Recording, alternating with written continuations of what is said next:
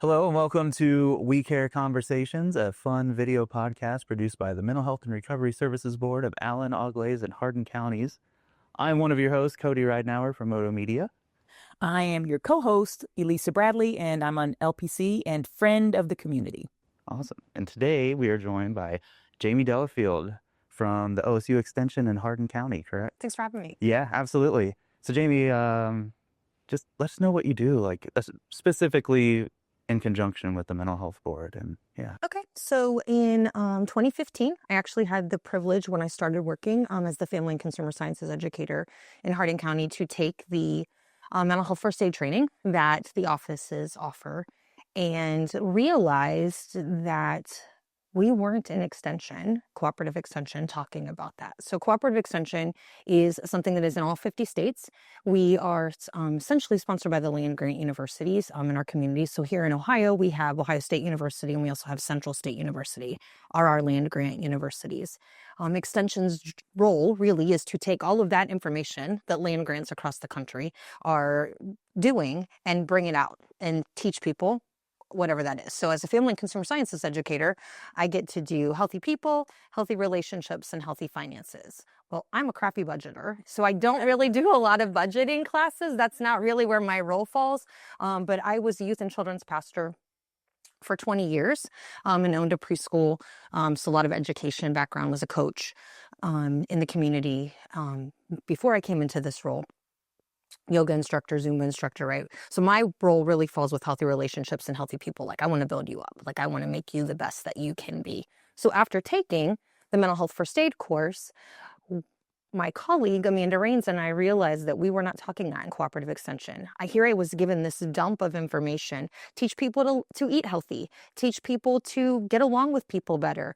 Teach parents how to do their best job. And I'm like, but if I'm struggling with anxiety, depression, bipolar disorder, schizophrenia, just stress in general, right? How can I be expected to put healthy food on my kids' table or to eat healthy myself or to get out and walk on? And as a person with lived anxiety, who lives with anxiety, I was like, we got to do something about this. So here I am. 9 years later, it has become my baby. It has become what I love to do. So my colleague Amanda Rains and I wrote 2 4-H project books about mental health that are nationally peer-reviewed by the National 4-H Council, are used across the country, which is really cool from Hardin County, but it all started because of our relationship with you all. So it's really cool to watch the ripple effects, right, as it goes. So just what do we need to do? What do we need to do to help people be their best? That's why I'm here. That is awesome, and we could spend a whole lot more time than what our podcast has Absolutely. Available. I think my question is, I want to start off with a quote from Maya Angelou, which basically says that we are more alike than unalike. So I'm not very familiar with rural communities and their needs. So let's just jump in there. And can you speak about some of the similarities between a rural community and maybe a suburban or an urban community? And how can we know that we're more alike than unalike? So first, let's just talk about community, right? So I have been lucky enough to live in some urban areas myself, and it's been interesting because you build your community in a different way. But community is truly at the heart of it all. So when I lived in an urban community, I had to choose who my community was going to be. So whether that was going to a fitness center and joining a fitness class, or being part of a church or a spiritual community, hiking, biking, joining a running club, right? There were a lot of things that I could do. I didn't always know my neighbors. So that was a little bit difficult because I lived at the time in an apartment complex and then in a little rural community, a little suburban community where you parked in your garage, right? And didn't get out and see anybody. But I built community and I found friends and I found people who wanted me to be my best that I could be, right? And obviously you have coworkers and things like that too. In a rural community, your community is built just because you've lived there. Most of the time in a rural community, you live there your whole life. So when we first moved back about 20 years ago to Hardin County, my favorite story is the first day we walked in, I go to get my Mountain Dew because I definitely used to have a Mountain Dew problem. And working on that, but some days, right, stress just gets me. I need that little jolt. Walked in and somebody said, "Hey, are you Jami Cavaney?" And I went, "Huh? Do I know you?" And they were like, "Yeah, we went to high school together. You rode my bus." And I went, "Holy moly," and started then examining what that looks like. So relationships still are at the heart of everything. So that is one of the things I think that brings us together, is finding your people, figuring out who has your back, who wants your best, figuring out how to put up a boundary when those people are not right nearby, or reaching out. So that's one of the ways that we're definitely alike. One of the ways that we're different is what I just said, right? Sometimes where there's more people, you have to be more intentional about where you go. But I don't know, I feel like in a rural community, you have to be intentional too, because it's really easy. We live in a world where everything, I don't have my phone with me, but we live in a world, right, where everything is here or here. And so we don't always have to leave to be connected. Positives, negatives. Does that answer your question? Absolutely. I mean, for days. well, and that's, I think what's important about what you said is just that, the social media aspect, the technology aspect, that's absolutely a similarity with all of our other communities also. So I think we are more alike than unalike. And so thank you for highlighting that similarity with our rural community. I do think too, and I don't know, one of the things I think that's unique to a rural community is that a lot of times you're known by who you belong to. Okay. And I don't know that always happens if you are not generationally tied to your school or to your community. A lot of times when I am working within our community, has somebody who left and then came back, I tell people who my grandparents are and who my parents are, and then all of a sudden they're like, oh, and I have a little bit more validity. Yeah. And I didn't really have that in an urban community. So I don't know if that's something that you all notice. I think that's absolutely a similarity, because we oftentimes have conversations about, in school I would say to my students, who are your people? Because, a kid would come in or a child would come in and they'd want to talk about so-and-so, and that would instantly tie us, because I'd say, oh, I know your grandma, I know your parents. So that's very similar. Yes, knowing your people. Yeah. Know your people. Absolutely. As a guy that grew up in a rural community of less than 1,000, I think there's a misconception that rural communities don't have mental health or substance use issues in their community. And again, as a guy that grew up there, I know that they absolutely exist. Do you want to speak on that a little bit? Like, what's really going on with the country folk? Right. Yeah. So let's start first with just breaking a stigma that exists, right? That in a rural community, people are not intelligent and people are not aware of what is happening. I do think that there's sort of still a backwoods kind of aspect that we bring to the table, right? And I think that there is that misconception that we need to put down. Now, granted, if you look at statistics, right, they show that only 10% of individuals in Hardin County, for example, have a bachelor's degree, but that doesn't mean that people are not intelligent. So I feel like we need to definitely break the stigma that just because maybe there aren't as many people with a college degree, we have a lot of great people with trades or a lot of great people who have a lot of intelligence. So first of all, I think that is part of what adds to that rural kind of stigma, right? Yeah. But mental health problems definitely exist, right? Statistics show that 1 in 5 people are diagnosed. Part of the problem in a rural community is it's not as easy for us to get diagnosed. To get to the services. We can't get to the services. And the services that we do have are fantastic, but they are so full and so overwhelmed. But we're seeing that in urban areas too, right? But I think too that all of us in general, I don't know, I could go on. I was just talking about this the other day. There's still that thing that it's those people. Nothing is those people. We're all those people. It doesn't matter where you're at or what you're doing. You could easily fall into that space. I think we can hide it better in a rural community because we don't want people to know that we have this, right? So I may not go to the Mental Health and Recovery Services Center because I don't want people to see my truck or my car and everybody talk about it. But I definitely am still struggling with not feeling good enough, with worry, with doubt, with lack of sleep. I just medicate it differently.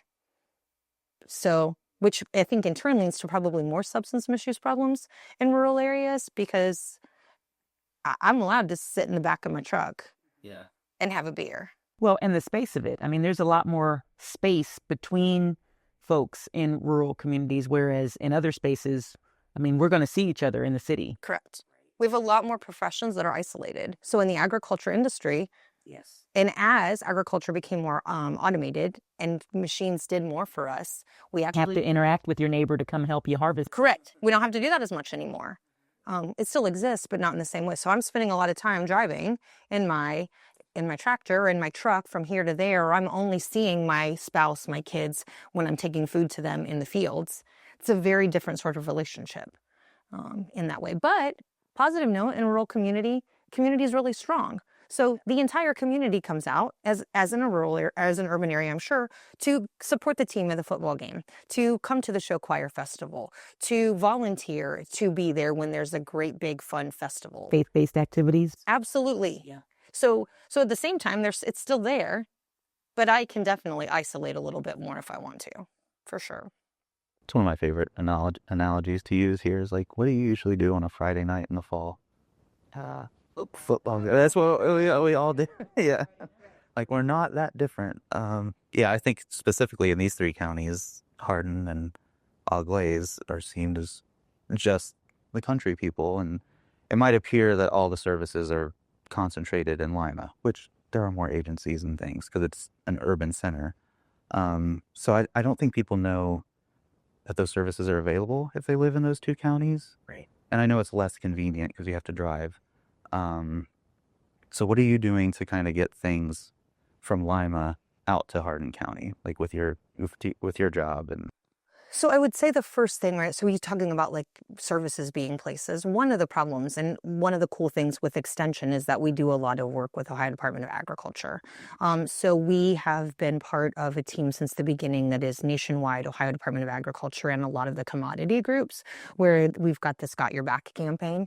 So we are working to basically all of the agencies work together so that we promote that it's okay to not be okay. So number one, we're trying to leverage as many people who are reaching our farmers or reaching people who live in agriculture communities to come to the table. Because one of the things that we do know as we all chase research dollars, right? Because we all want those grants so that we can do more of this work, is that it's easier for you in Allen County to get the money because your numbers support what the grants want. Because I receive treatment in Allen County or another county, you get credit for it. It doesn't go by where I live. It goes by where I get treatment. And so that's true whether you're having a baby, because there's no place in Hardin County to have a baby. We have to go somewhere else, right? So we know that we've got to get creative in what we do, first of all. So we worked really hard over the last few years to bring Yvonne Lasico, who was with the Ohio Farm Bureau, who unfortunately is no longer with us. She passed away unexpectedly a few years ago. She was a driving force in bringing everybody to the table. So we're working to leverage, as many of us, which is cool that you guys are doing this podcast and that we all work so closely with you, right? To let agencies see we don't have to fight for people. We all are together. That's number one, I would say. The second thing is that my colleague Amanda Rains, who is our 4-H educator, which is what OSU Extension is most well known for in the state of Ohio, right?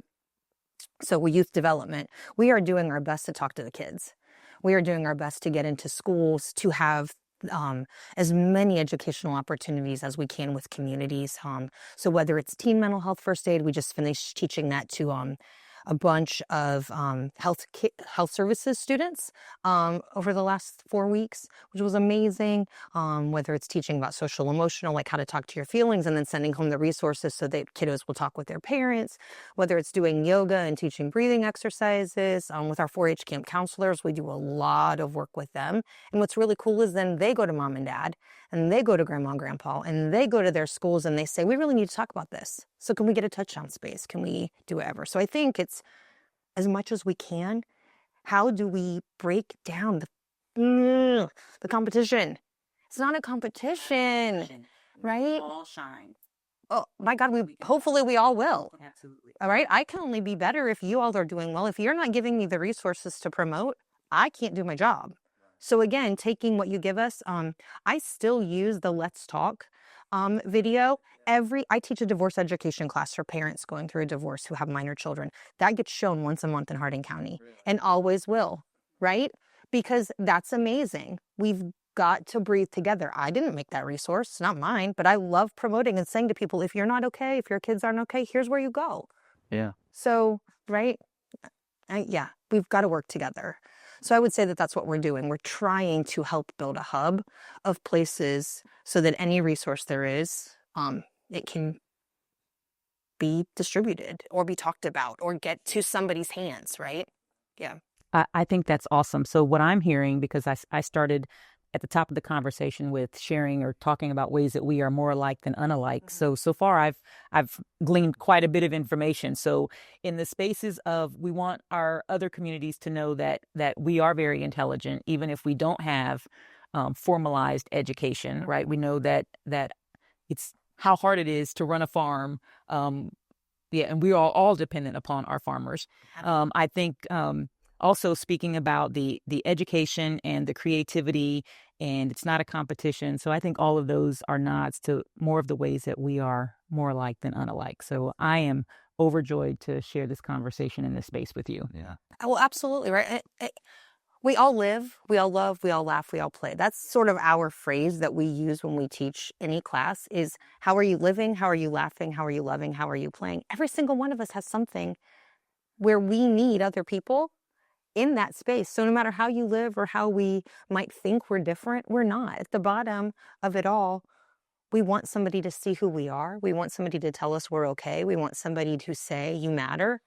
Whether that is, whether that's the stranger that tells you, oh, I like your shirt when you're walking through Aldi, or whether it's somebody who's even closer to you. I appreciate those sparkle shoes. I love that sparkle shoes, always. You can never have too much sparkle. Absolutely. We all got to shine.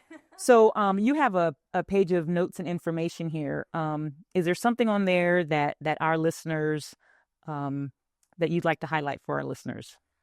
There are a couple of things. I think the main one is that if anybody has questions about farm stress or about where to start, we do have a resource, a website where we have put together sort of a clearinghouse of things that are available. It's osu.edu/farm stress. Pretty easy to find. The other one is obviously one that we just always know is 988. If you need somebody, call 988, right? Anytime, any day. If you feel really, really lonely and you can't get to somebody, or if somebody's telling you they're not okay, call it for them. I think that those are really the biggest things to highlight, is that there are places for you to go if you need it. It may not feel like it, because the waiting list might feel like it's 6 months from now. I've had that happen myself, right, in my journey with anxiety. But I know that there are other places that I can reach out. And of course, right, we can text 741-741. Yeah.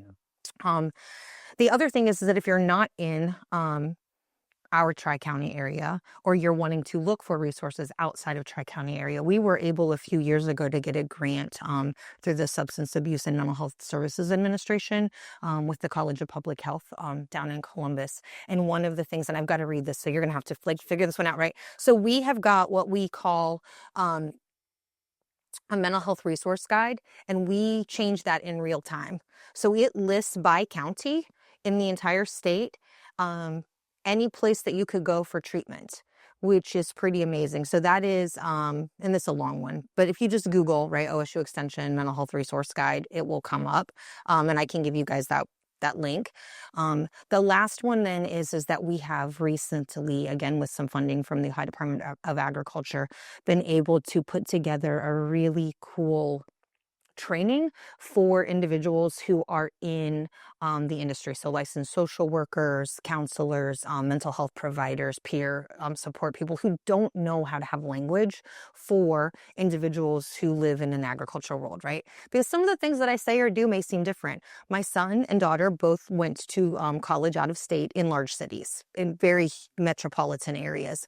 And It'd be a whole new language. oh, we've had a lot of fun when their friends come back to Ada and they are from big cities themselves. They are like, we can see for miles. Like, when you told us your roads were gridded by mile, like things, blocks, we did not believe you. And they're like, we don't even know. Like they are so out, like that we have 2 grocery stores in Hardin County, right? People get their food at the Dollar General. Like, that's a whole thing. So working with our agriculture and natural resource educators, and Bridget Britton, who is our behavioral health field specialist in agriculture who's a licensed social worker, and a lot of our farm stress team, we have been able to put together a 3-part training called Farm Stress Certified. And so individuals who don't necessarily know how to start a conversation, right? Because if a farmer comes into your space and sits down and says, da da da da da, you cannot say to them, just quit your job, find a new one. There's a whole is my job. Right. There's a whole space that we could go to where I could literally tell you so many things. So we have put together these trainings where people can receive some CEUs and learn a little bit more about the language, learn a little bit more about what a farmer or somebody who's in an agriculture field might be going through on a day-to-day basis. So whether that's breaking rural stigma, some of the few things that we've talked about, or what is farm succession planning, and what are the tax implications, and so knowing some of those things that are causing us stress, right? How do we have a conversation about that? Because if I tell you that I'm having a sad day because of my relationship is not good, y'all are ready for that. We are. But if I come in and start talking to you about the fact that the market yield is not great, or there's a tariff, if that's not your field, your eyes might glaze over. And I'll be honest that there are a lot of times on the calls I'm the people person, and I'm like, that is above my pay grade, I'm calling in. Like, who are we tapping into? And then you learn some resources that we have across the state of Ohio to help you have language. Because none of us, again, have to do it alone. We have community. I think that's really cool to kind of meet people where they are and train your people up so they know. Yes, and Yeah, another, exactly. It's been good for us too, because then we open up the space. A lot of times people will, like you said earlier, right? Well, we don't have those problems, right? They're learning then that, oh, wait a minute. These social workers that we're now training are telling us, but I had 14 people come in my office in the last 3 months, and I didn't know what to say to them. So this is helpful. So we're getting that out there. And so it goes both ways. Everybody's learning, which is really cool. It can be a different type of anxiety or depression or worry, or a different cause than maybe a bigger city person might experience. But in the end, the feeling's the same. Right. But you got to have people that know how to talk about it, to identify that and get them the help. Absolutely. You brought up mental health first aid a couple of times. Oh, yes, I know. Go there. Go there, so I don't have to. Yeah. Go there. I have not taken the course. I know. No. We gotta hook him up. I got you. We're sitting with instructors. I know. What in the world? I know. We're not gonna judge. Okay, we won't. No We're not judgment. Yeah, I feel Judgment free zone. Shame. Absolutely. We're gonna bring That's you just along. hard to believe. We got trainings all the time. Bring Yeah, them. I know. I need to do it. I've seen the benefits of it, Fantastic. especially as an employer, and I'm a father of 2 boys, and the list goes on of why it would be super helpful.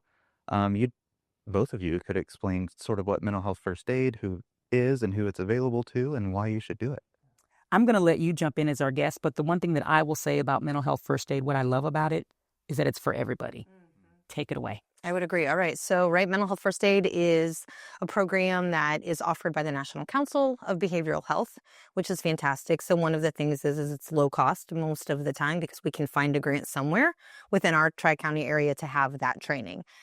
I like to think of it like a college level, intro level psychology course, which has a undergrad psych major. It makes my heart just go boom that I get to share people like what I love, right?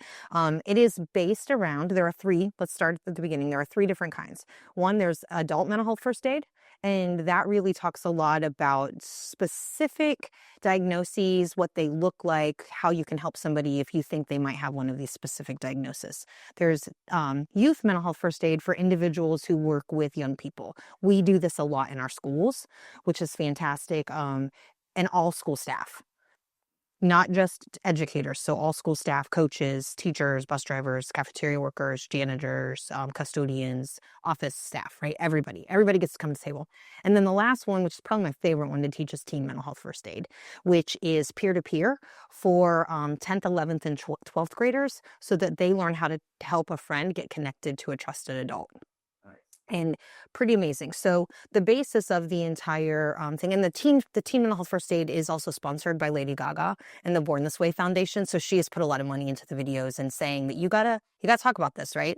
Bottom line is that we want people to know they're not isolated. We want to connect them with resources. And then there's a mnemonic, and it's a little different in the teen one, but it's basically the same, right?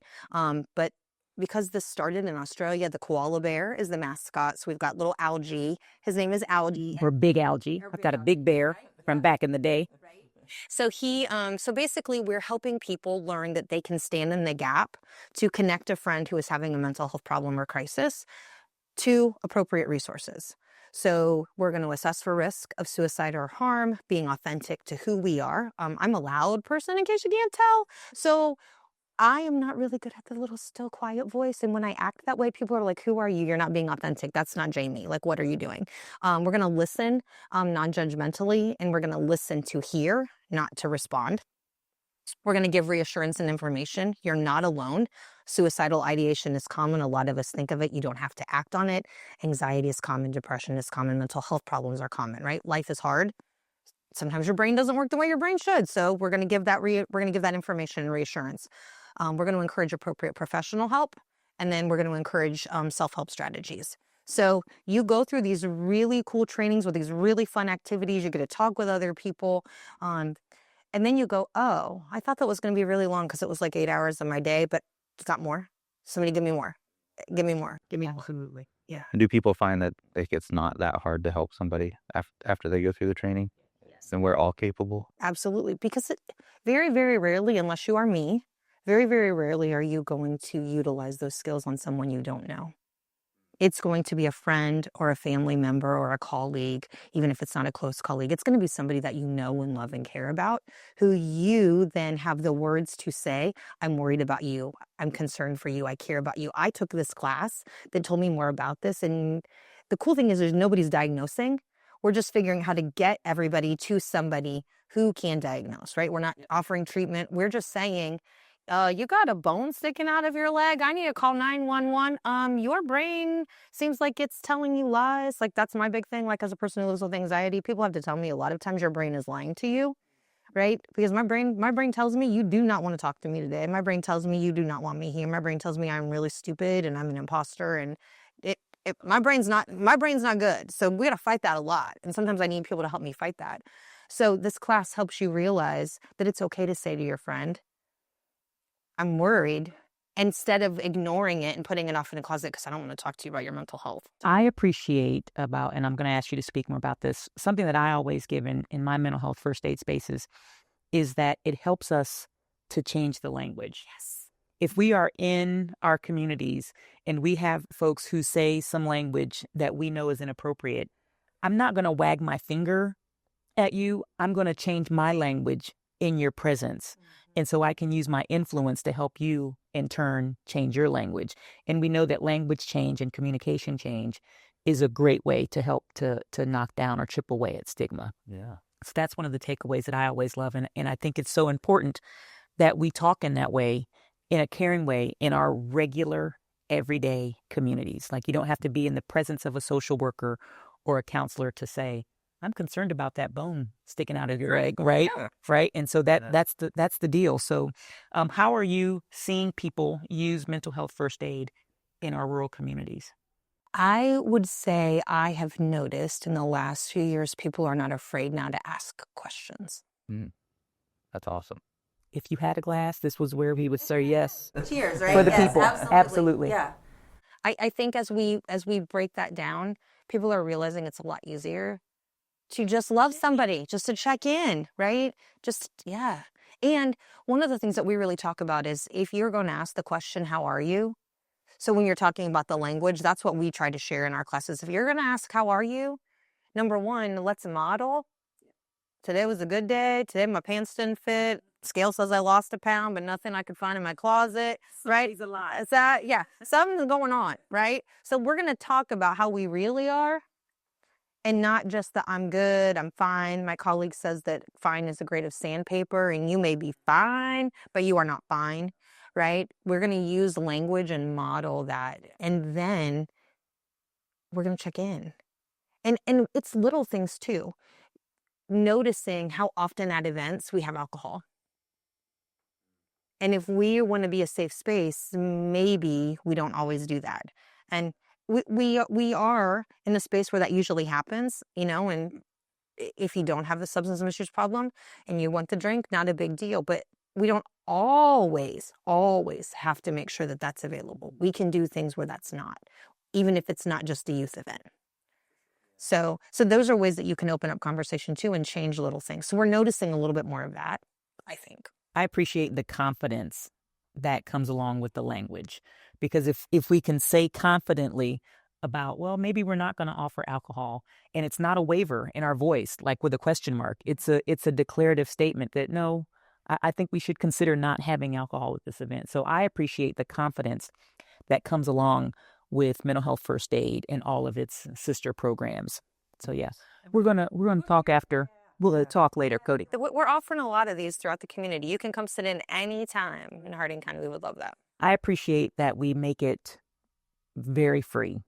If there's a grade, very, very free. It's just a matter of you giving up your time. That's how I always say. Just give us your time and don't worry about anything else. We'll provide the rest. And in all of our surveys, people are very happy that they participated and they feel more informed, which is what we're all here to do. And I want to say too, I think the important part is that there's a value to this, even though it's free. So if we put a dollar amount on it, right, this training is not cheap. Yet, however, we live in a world where everything tends to be transactional. This shouldn't be transactional. It shouldn't have less value because you didn't put $5 of your dollars in like I did at Starbucks this morning, right? It should be, oh, people think that it's important, so they have helped me find a way so that I don't have a barrier to getting to this training or being there. That's one of the things that happens a lot of times. If I put my $5 in, I'll show up.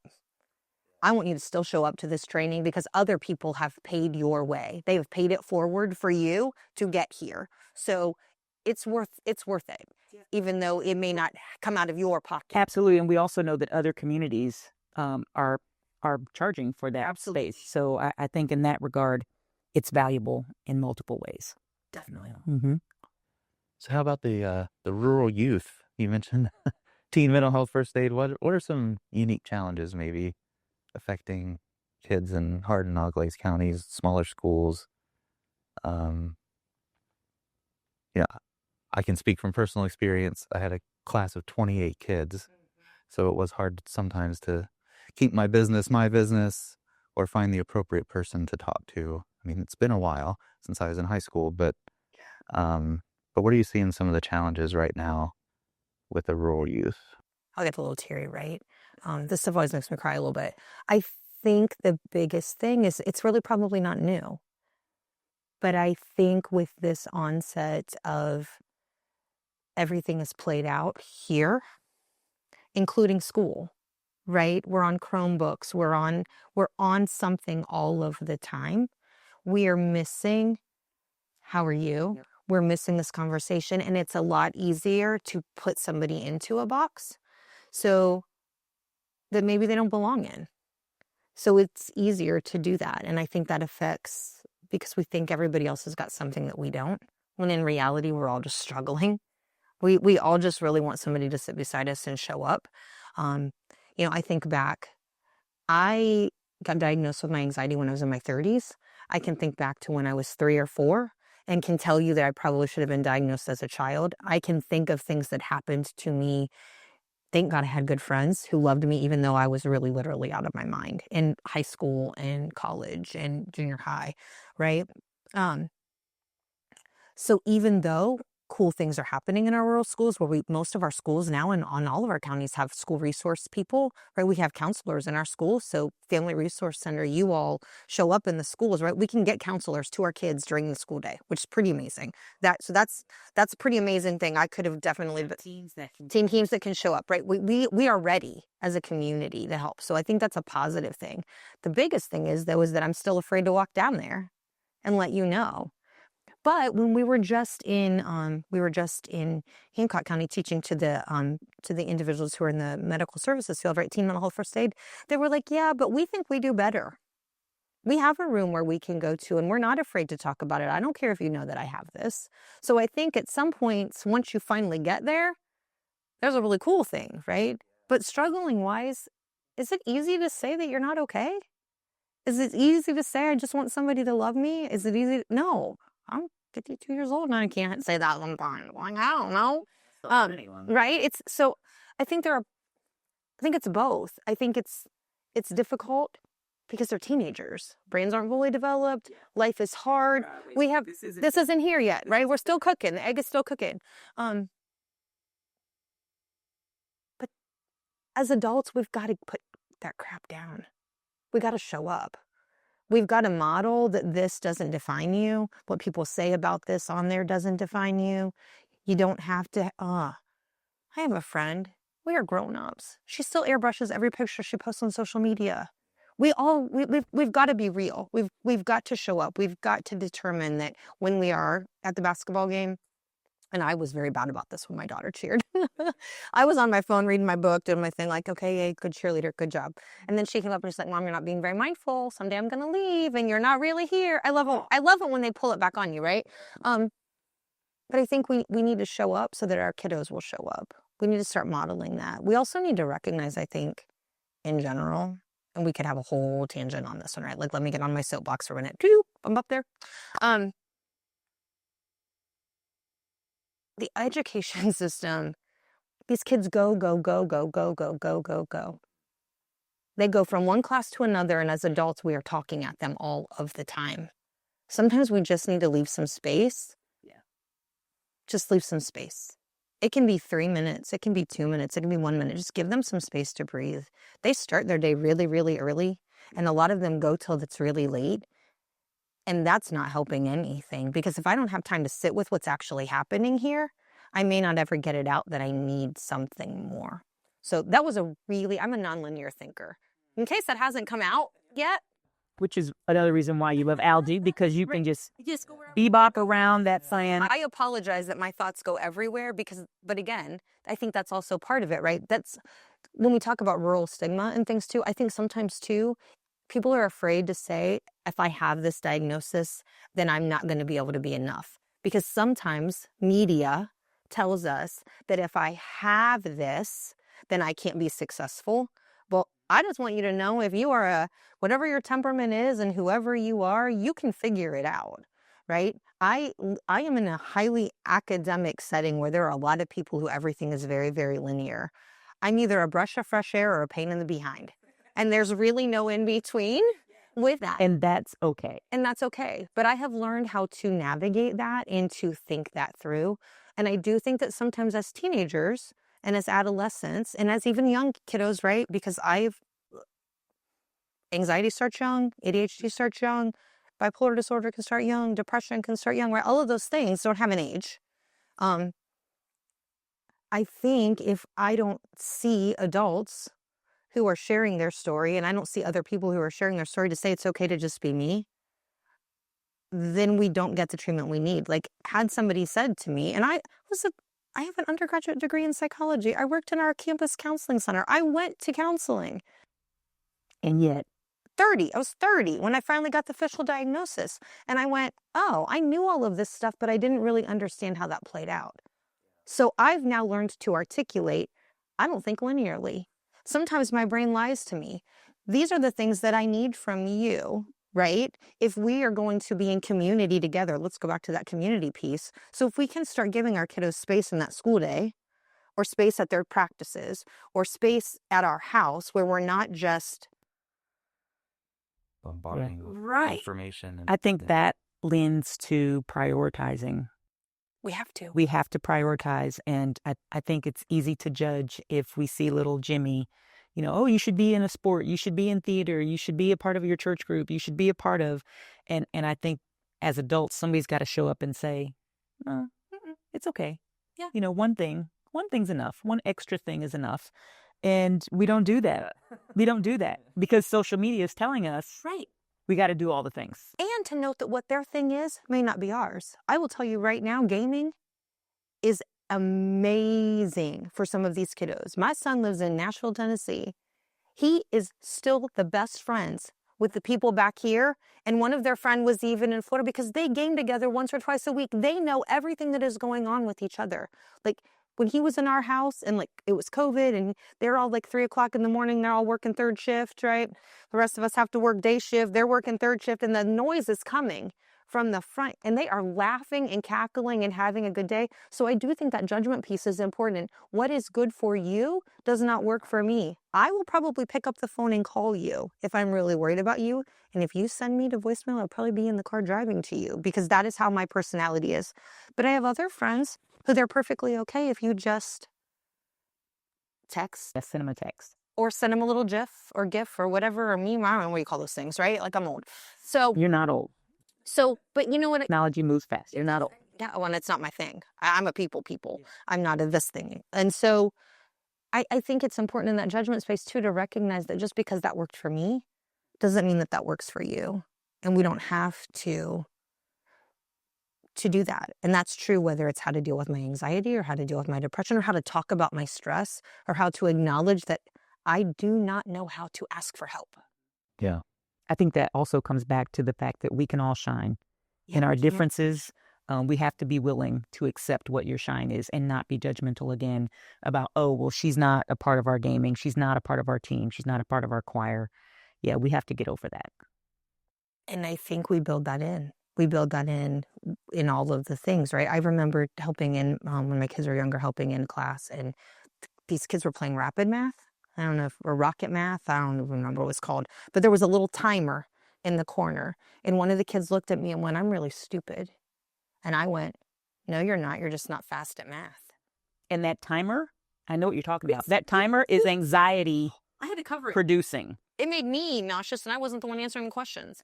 So The little nod about that timer. That timer is dangerous because you're focusing on the timer and not what the question is. You can know what the answer to the question is, but all you see is that you've only got 15 seconds. My 8-year-old, super smart, great grades and everything, with that rocket math about crushes him every time. And I'm like, well, you're not really going to have to do that. Yeah. instead of us saying, right, you're probably good at math. You're just not good at timed math, right? Or really, it's okay if it takes you a little while. We all got calculators, right? Like, it's okay if that's not your strong suit or if you can't diagram a sentence properly. So instead of us prioritizing where somebody is good, and that's a difficult one, right? Because we build competition in. And I think in a mental health space, breaking down some of that, everybody doesn't need to have the gold medal, is a difficult conversation, whether it's a rural community. But I do feel like it's a little stronger sometimes because everybody has to do everything.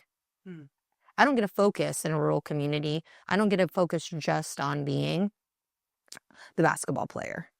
I have to be the basketball player and the choir person and good in school and this, because if I don't, we don't have any of those other teams. So it takes all of us doing a lot of different things, and some of them we may be good at and some of them we may not be good at, which adds to a whole. I definitely ran cross country my senior year so that we could have a team. Right. And it was fun, but I probably could have done other things that helped me in my future more than cross country. It's a great sport, though. Oh, I loved it. And it was super fun and I was decent at it, but yeah. Notice my silence here. But yeah. Want to be clear there. But no, it's true. I mean, I had to be in show choir and band choir, a sport at least a season, just so that everybody can participate and keep that system going. Which is a pressure. It is, and high expectations, and you had to be successful. Doing something that you really maybe didn't want to do, more pressure. Yeah. Mm-hmm. And I even see myself as a parent gravitating toward that. Like, hey, you're not doing a sport this season, buddy. Like, what are we going to do? I'm like, well, I don't want to do anything. And so it's really hard to say, okay. It's probably good they're not in my family. Our rule was you had to be involved in one thing. I didn't care what it was, but you have to be involved in one activity. You can choose what that activity is, but you got to do something. And my poor daughter parroted that to her 23-year-old roommate the other day. She's like, I heard that. I heard your voice. I'm like, yeah, I know. And he does other stuff, but also then trying to not be the travel soccer family that just every weekend is far away. I'm like, does the kid want to do this? That's always my question. Like, do they really want to do this, or is it something you want to do as a parent so you have something to do on the weekends? And I see all this pressure, rural or not, of just always doing the most. So right from a mental health perspective, and you can probably speak to this too, both of you, right? Don't you think the core of it is that we want to belong to something? Yeah, absolutely. I think there's a lot that go along with that. And absolutely, we do need that sense of belonging. for our families and my communities, club and AAU sports was awesome because it filled a gap of something that wasn't available in other spaces. So again, I think we come back to the notion of there's good and I don't want to say bad, but there's good and not so good in all of those things. AAU provided us family outside of family because that was a thing that we had in common. And yes, it was incredibly time consuming. It also was very expensive, but it also provided a time away. And we knew that if we were together doing this, that maybe all of those kids involved weren't someplace else doing other things that also lead us back to some substance use conversation. So I think all of it comes down to balance, comes back to balance. And again, what's good for our group may not be good for somebody else's group. But again, we're accepting that we can all do something. And not putting a judgment on it, right? Like, because why would you spend all of your days doing that? But on the flip side of that too is that recognizing that some of the things that we do, even if they're school activities, can be expensive and time consuming. So how are we helping, right? I mean, huge show choir competition tomorrow in Hardin County. And I think of our show choir kids, and then I had 2 kids in show choir, 2 kids in track, 2 kids in whatever. They're gone all day. They're gone all day, and I got to feed them, and and we're supporting the school, right? We're building that up. We're helping. So we've got a lot of things that we can think about, because sometimes people can't be part of even if they want to, and we're saying, oh, be part of it, but maybe they just can't. Yeah. They don't drive yet. Most of them don't drive, so who's taking them? Who's doing the things? Yeah. So I think for our listeners, it can seem like a great contradiction. Even in our conversation, it can seem like a great contradiction. Any tips, tricks for balance? How can you share with the rural community about finding balance? Oh, this is really a good one to ask me. Not at all. I am the worst with time management. I have 2 speeds, stop and go, right? So I would say I've learned a lot from my daughter, who is very much a scheduler. She came out of the womb needing scheduled. If I would say things like we're going to Target, Kohl's, Walmart, and I went out of order, that would send the whole day downhill, right? So I've had to learn to be more intentional. And don't stop for lunch on there, because you didn't say that. We didn't say that. Say it, right? So I think within your families or within your friendships or within your relationships or within anything, right? Be intentional. Be intentional about what your priorities are. When I teach parenting classes to people, the number one thing that we work on, the very first thing we talk about, and sometimes we do well at it and sometimes not so well, what are your family values? What's important to you? What do you want your family to be known as? And then if those activities and those sorts of things don't fall in, then maybe you just let it go. So I would say there's a couple of things, right? Thinking about who you are and what's your priority. And then the second part is can you let it go? We live in a world where we're taught that busy is better. That's not true. And we all know that here, but that doesn't mean that we don't do it. So I would say think about that and be intentional. I have a house that is very dated inside because my money goes to vacation. I'm gonna hit you right here. All right. I don't have to change that carpet. That carpet is a trip to Maui. What are you talking about? That's exactly I don't need that. I can jiggle the handle on whatever needs fixed. Like I don't need to paint it. Those paint cabinets from 20 years ago are perfectly fine, right? Yeah. So it's also thinking about what you want to know and where that prioritization, I think, is really important, because then if it doesn't fit in, then I don't do it. And I think also being willing as a family to agree to disagree sometimes. Okay. We don't all have to think alike just because we all share whatever we share, right? And sometimes our family we don't share DNA with. Sometimes our family are friends that we've made for ourselves that have become, right, closer than anyone. It's okay. And especially right now in the highly politicized and we're just in an awful climate, right? Where we just cancel culture is too real. And so I think for young people, that's a big thing too, that we can teach and model as adults in their world, is that you don't have to cancel somebody just because you don't like them, or just because we don't have to, if we don't disagree with them, like we don't have to do that. I don't know if I even answered your question, because my brain just went completely, my brain just completely exploded. I think all the points are valid. Particularly about balance and being intentional about what's important to us. in our spaces, in our communities.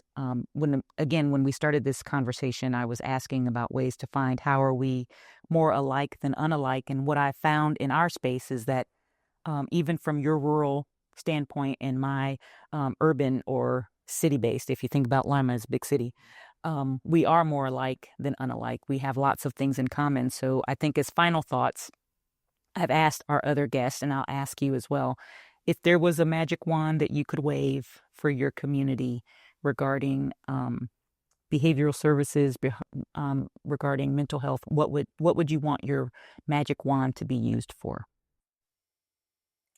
I think number one, I would want more people to go into the field and for us to have the finances to pay for more people to be studying this and to be able to work in this field. Because then in turn, that would trickle down to services being more available for everyone, regardless of whether they were insured or uninsured, or whether they were being mandated to be treated or not mandated to be treated. I think a more level playing field where we can, right? A lot of times people don't go into this work because it doesn't feel supported and it's exhausting to work in this. So the other flip side of that would be, do we have places for our caregivers and the people in this profession to also receive care and to, right, be able to give from a place where they're not feeling like they're exhausted too. And that's a whole nother conversation, right, for another day.